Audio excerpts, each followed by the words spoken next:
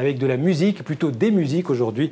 Vous allez voir avec Jean-Baptiste Urbain et on commence avec ce tube de l'opéra. Écoutez.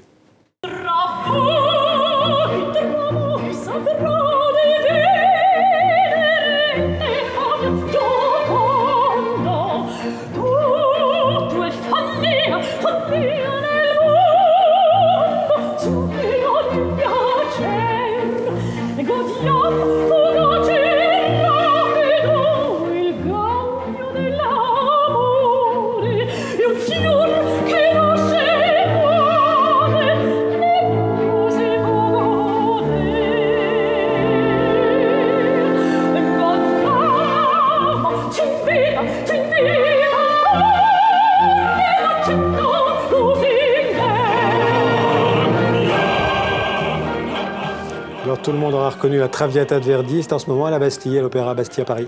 Voilà, tout le monde aura reconnu cet air en tout cas, et c'est la Traviata de Verdi, l'un des opéras les plus populaires du répertoire. C'est l'un des événements de la saison à Paris avec cette nouvelle production. On va essayer de faire la Traviata en 10 secondes, en 20 secondes. Qu'est-ce que c'est? C'est la Dame aux Camélias d'Alexandre Dumas fils, adaptée sur scène. L'histoire de Violetta, une courtisane, bref, une prostituée qui tombe amoureuse d'Alfredo. Ils s'installent ensemble, elle abandonne son métier, mais voilà, le père d'Alfredo ne l'entend pas de cette oreille, donc il lui dit d'abandonner Alfredo. Elle va mourir de la tuberculose dans les bras de son bien-aimé. Et là, normalement, dans la salle, tout le monde pleure et sort ses mouchoirs. C'est la chanteuse soprane allemande Diana Dambrau qu'on a vu qui chante sur la scène de l'Opéra Bastille, l'une des grandes chanteuses du moment pour ce rôle. La mise en scène, elle, a été confiée à un cinéaste, comme c'est le cas de temps en temps, un grand cinéaste français, Benoît Jacot, auteur notamment des Adieux à la Reine récemment. Il en fait quelque chose de très classique, vous l'avez vu dans cet extrait. Pas d'actualisation, pas d'adaptation de notre temps, non, c'est la Traviata très 19e. Il assume le drame à fond, écoutez. Bon, les gens ont très peur du mélodrame. En même temps, on sait très bien que quand c'est affronté réellement, pris comme tel, c'est imparable, personne ne peut y échapper. Mais tous les gens qui ont à s'en occuper ont peur d'avoir l'air idiot.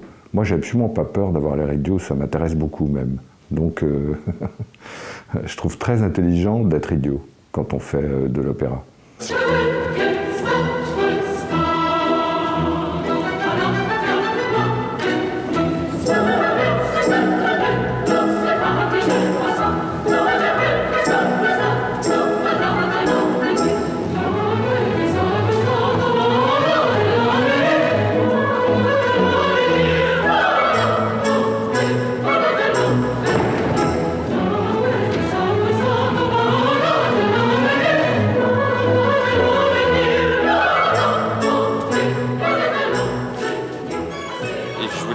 Je voulais juste vous dire, Xavier, qu'on peut voir ça aussi dans une dizaine de jours partout dans le monde, au cinéma.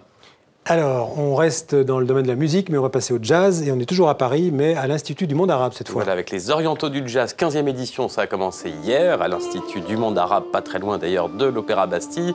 Ça a commencé avec ce quatuor de André Manoukian, les caméras TV5 Monde y étaient. André Manoukian, quels sont les rapports entre le jazz et l'Orient? Voici sa réponse. Le jazz est aujourd'hui le langage commun entre l'Orient et l'Occident. Et en Orient, chacun rajoute en plus les épices de son propre pays.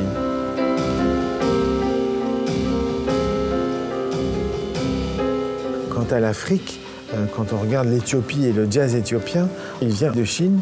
Il est basé sur une gamme à 5 notes.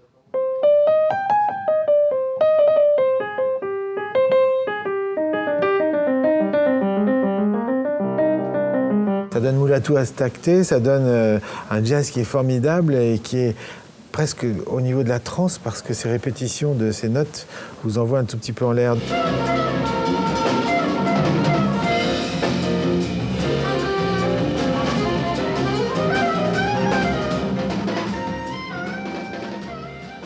Voilà. C'est jusqu'au 15 juin à Paris. Merci Jean-Baptiste.